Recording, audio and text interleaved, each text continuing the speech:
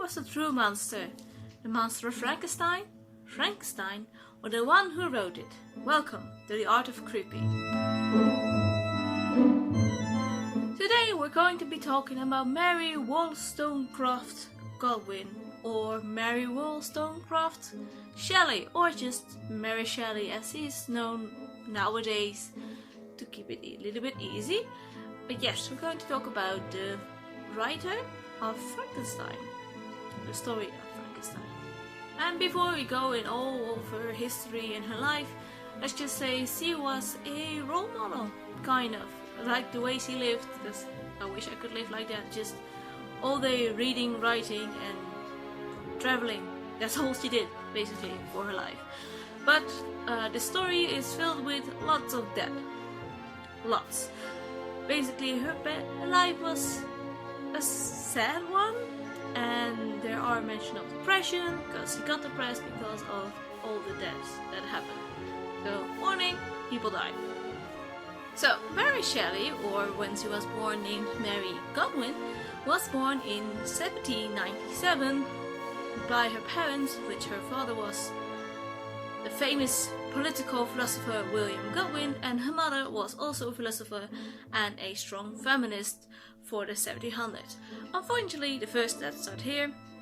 Mary's mother, Mary, died within a month of her birth. So Mary was raised for the next 4 years only by her father, and her father taught her by using the books that her mother wrote, so the feminist writings, and he also taught her about his political theories, and those were more of the anarchist type than the normal political type. So basically you could say she was raised as a strong independent woman. Now, what you will see nowadays, having been taught things about feminism and the anarchist ideas. So basically, an awesome thing to happen during the 1800s. But her father married to his second wife around around the time she was 4, but she never really got along with her stepmother. But there's nothing more important about the stepmother, though there has been letters found and diary journals found in which she complains about her stepmother, but the stepmother is not important for Mary's life. During the 1812, her father William Godwin sent Mary to Scotland to visit friends and to enjoy the countryside more, because they lived in London. They wanted Mary to go out of the city for health reasons, and during the time she met Percy Bysshe Shelley. Second name, I'm not going to say that anymore, but Percy Shelley. A well-known romantic poet, dramatist, essayist and novelist, and a very important person in Mary's life, because it was going to be her future husband. But during this time, Mary was still very young. Like I said, she was born in 1779, 1812. You can guess she was only 14 when she met Percy, and Percy was a few years her elder, around 6 years her elder. Not that much, but for a 40-year-old and a 20-year-old, that's a big difference. And Percy was married during the time. But Mary got more involved with Percy because Percy followed her father's ideas and political theories. He admired William Godwin, and it came to the certain way that William Godwin started to pay for Percy's death, because Percy had a very good view about economical ideas, because Percy came from a wealthy family but he believed that he didn't need that much money, and most of it he gave away to friends and even charities, but that left him in lots of debt, and he was already shunned by his family. So now he was trying to get money from his office mentor. But after a while, William Godwin didn't want to pay for Percy's debt anymore. But Percy got more involved with Mary, and they really started to see each other during 1840s. And now, from now on, it will get very... We'll talk about a lot of things that happened in a very short amount of time. So from 1814 to 1880, there's a lot going to happen in those 4 years, but bear with me. So 1814, Percy and Mary start seeing each other secretly by her mother's grave, so the grave of Mary Wollstonecraft, and this believed that they proclaimed each other's love to each other on the grave of Mary Wollstonecraft. So basically, she lost her virginity on her mother's grave, which is a very gothic thing to do, and no one can top that. After that, they secretly eloped and left for France, and they took with them Mary's stepsister, Claire Clement. And Claire Clement was a very interesting woman because she didn't achieve much besides, well, getting involved with a lot of writers. And Claire Clement is also very important in Mary's life. So, Mary, Percy and Claire left all together and traveled through France for a couple of months. During this time they spent the time traveling, reading and writing. Mary and Percy had a joint journal in which they wrote entries each day. And well, they also spent this time making love, you could say, because when Mary returned from France, she was pregnant. And that was her first pregnancy. The baby was born prematurely, like 2-3 months earlier than it's supposed to, and it died soon after. It was a daughter, and I do not know the name of the daughter, but yeah, the first child didn't live for very long. And it made her a little bit, that was the start of her depression, really. But they returned to England, and they were always in quite constant debt because of Percy's economical spendings, and Mary's father didn't really want to have anything to do with Mary anymore because he didn't agree with her relationship with Percy, because Percy was still married to another woman. So basically Mary was the secret lover of Percy, and yeah, her father didn't really agree with it, so he didn't give them any money. Percy also had to hide several times from debt collectors because of the debt he created. On the side, Percy has also had, still his wife. And it also turns out that he had some flirtations with Claire Clement, Mary's stepsister. And it made Mary a little bit jealous. Though she believed in free love, which is very open compared to nowadays, she believed that she could not love anyone else besides Percy, so she didn't really want to have side lovers, though Percy did try for her to make her find some side lovers, but although she believed in free love, she could only love one person, and that's really beautiful, but also very sad for her case. More about that later. But soon, in 1816, she gave birth to a son, and she named him after father, William. Now let's start with the year 1816. This year is going to be very full with events. But Mary gave birth to a son, her second child. The one was called William. Also in 1816, she left with a small company, and this is the important thing about Mary. They left with a small company consisted of Lord Byron, John William Polidori, Clermont, of course, Mary and Percy. And she also took her son, young William. And they left for Geneva in Switzerland. And there they spent the summer reading and writing and talking to each other. One evening in June, they entertained themselves by reading German ghost stories, and this gave them a small idea, and it was to hold a competition of who can write the creepiest ghost story. And all of them were basically writers except Claire.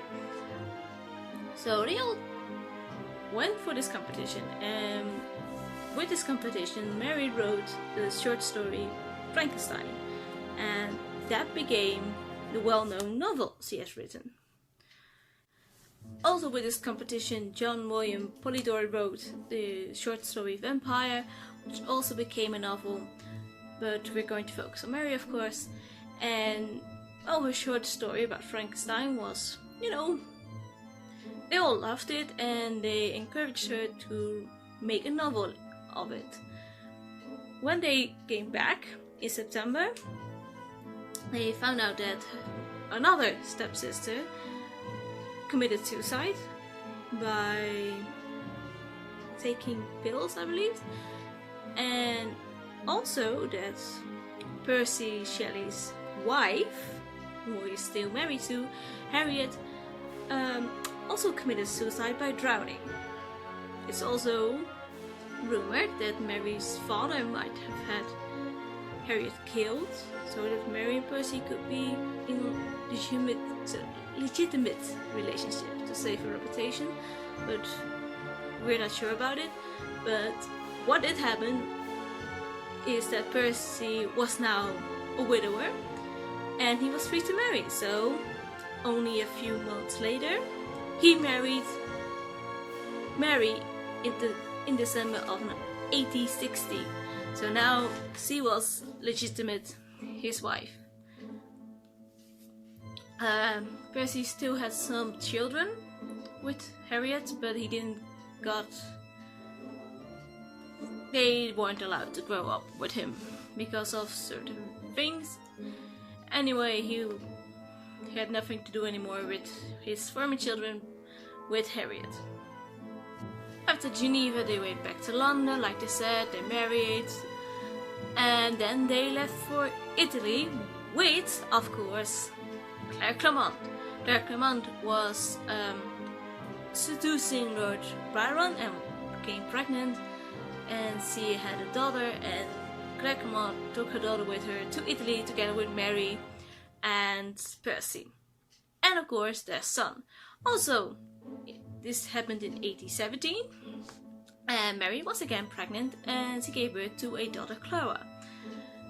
In Italy, Clara died after a few months basically, and her son William also died, and because of malaria. So she had now 3 pregnancies, and all the kids are dead. And it left her with a deep depression, which is logical if you have 3 of your children die. And during this time they were traveling through Italy, just staying somewhere for a few weeks, and then traveling to somewhere else. And shortly after the death of her son William, she gave birth to the 4th child, a son called Percy Florence, and this child is the only one who is going to survive through adulthood. So it's the only good thing in her life, basically. But it made her feel a little bit better to have a living child again. And they still kept traveling to Italy because they didn't really had any reasons to go back to England. So they traveled through Italy, and in 1822 they were in a remote villa near the sea. She was pregnant again of the 5th child, but she had a miscarriage that nearly killed her. She lost so much blood, and Percy was able to save her life by putting her in an ice bath, and that has, according to the doctor, that really saved her life. But yes, she came back into the depression, and Percy started to spend less time with her and more with other people who were around the villa. And this is just a common thing. Every time Mary goes into depression, Percy goes to spend less time with her and see other people. But in this villa, Percy started sailing, and one day with bad weather he was sailing out, and he didn't return for a couple of days, and he was together with 2 other mates, and well, they died by drowning. His body and the body of his mates washed up after 3 days, and well, were cremated on that beach. So to deepen her depression more, she was, her husband died. She was only 24 during that time, so she was widowed by 24, and I'm older than that, and to think about having 5 pregnancies and a husband who has died, it's just really depressing to think about. So I can't believe Mary was depressed, but she had a little bit of a turnaround, and she had to take care of herself and her young child, and she continued to write, and even more than in the earlier days. They left Italy and came back to England, and there she had to find support from the grandparents of the child, which she didn't really get from Percy Shelley's side, and her own father had already perished, so she couldn't really get money from there. But in a way to support her life and her child, she started writing books and editing and publishing the works of her husband, so publishing poem books and helping other people with biographies of Percy Shelley. Well, it kept her afloat, basically. But she spent the time still reading and writing and socializing, but there were moments when she couldn't really socialize with the people she wanted to socialize because her money problems were still there. She still had the debts of her husband on her, and as a woman, a widow with a child of only the age of 25 in the 18th century is really hard to, find a job, get money, earn money. She never really remarried during the rest of her life. They say she had some flirtings with people, but it didn't really pan out because she was a complicated woman on that area. She only loved Percy, basically. And just spent the rest of her life socializing, but not really no man anymore in her life. The only man in her life was her son, Percy Florence. And the father, Percy, wanted Florence to have a public school education, so they gave him a public school education. And basically the child, Percy Florence, didn't have the gift his parents had, so he wasn't really a writer, but he was interested in the politics. And after public school he went to college, and also reaching, sometimes yes, sometimes don't. They traveled together, mother and son, through Europe, And during these travels, Mary wrote her travel guides. And after a while, Percy Florence started to go to college, get married to a lovely wife, and Mary, got along with his daughter-in-law, and they basically had a good relationship. So Mary lived in with her son and his wife, and her later years, like a decade of her last years, she was plagued with illnesses. She had lots of horrible headaches, and on the 1st of February in 1851, at Chester Square, the place where her son lived, she died of the age of 53, and from what the doctors suspected was a brain tumor, which explained the headaches, of course. Her son she was buried near her father and mother, and they kept her office locked. And on the first anniversary of Mary Shelley's death, Percy and his wife opened her desk, and inside they found the locks of her dead children, a notebook she had shared with Percy Shelley's during the travels, and a copy of his poem Adonais, and folded in those poems was a portion of his ashes and his heart. So for the rest of her almost 30 years, she carried her late husband's heart with her. And that's a sign of how much she loved Percy Shelley, if she carried his heart around for the rest of her life. Though it's not really sure she carried it, but she had it with her. She kept it. And was able to keep his heart because he had a bone disease, and around the heart there was a lot of bone tissue, and it wasn't easy to cremate, so she was able to take her husband's heart from his ashes. But that's enough about her life. Well, it's all about her life, but we're going to be talking a little bit about her book. Well, Mary Shelley is most known by her book Frankenstein, which, like I said, was written as a short story based on German horror stories, which was more like a gothic novel. But besides being a real gothic novel, it is also seen as the first sci-fi book that has written, because it's, the process of making a man and all that machinery she uses, Frankenstein uses to create the creature, was really not of this world. So really what sci-fi is, using not existing science to create something. So yeah, it's been seen as the first ever sci-fi book that has written.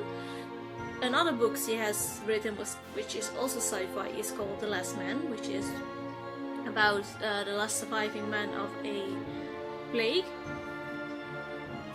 which was basically based on the death of her son William of malaria. But back about Frankenstein, the story was also based not on the German ghost stories, but on a nightmare she had. And this is a quote. I have to read off screen for this. I saw with shut eyes but acute mental vision. I saw the pale student of unhallowed arts kneeling beside the thing he had put together. I saw the hideous phantasm of a man stretched out, and then, on the working of some powerful engine, show sign of life. And that's the quote she told about her nightmare, and it's basically the premises of the first part of the book. The Dr. Frankenstein who creates the monster. Just Frankenstein creating the monster. He's no doctor. I have read the book. Yeah, so it was based on a nightmare. It started as a short story, and they encouraged her to write it out as a novel. And she started writing it when she was 18, and it was published when she was 21. It was published in 1818, and it was published anonymously, so without a name.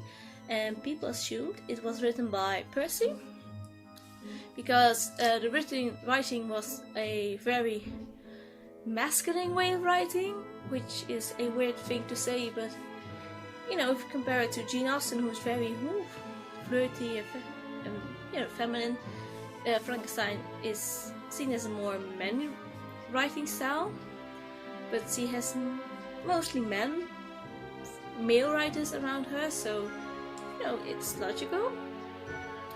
And was also believed to be Percy, especially Percy, because the fact that the book had his preface, like his normal novels and works he has brought out, and it was dedicated to his political hero William Godwin. And William Godwin was Mary's father, so it's not strange that she also had a dedication to her father, basically. But after a while, she brought out the book under her own name. I believe shortly after Percy Shelley's death, she brought it out under her own name. She was never really done writing. She edited her book a couple of times. Like one big editing was in 1831, which was after all the deaths of everyone, and she edited to be a bit more, even more gothic, to make Frankenstein, more a victim of the deaths that his creature causes. So the version we basically are reading now is not the original version that was brought out in 1888. And like I said, she spent the rest of her days editing books and even more writing. Or like I said, a few of the best books she has written. One is called The Last Man, about the man who played. Also one called Viagra and Valperga. And Valperga is about a Italian prince and was basically written during her time in Italy. She has also written a handful of other books, two travel guides, the one about her traveling to France and the other later traveling with her son. Some few such stories. She wrote biographies, helped editing biographies of her late husband. She wrote articles and reviews for the local newspaper, and she also has written 3 children's books. I could not really find something about those, but she spent her time writing, and because of her brain tumor she was sometimes not able to be reading or writing during her late years, and it must have caused her great distress and maybe fuel to depression. That we only started to really know her in 1980. Before that she was mostly known as the wife of Percy Shelley and not really known as Mary Shelley, only as the wife of and the writer of Frankenstein.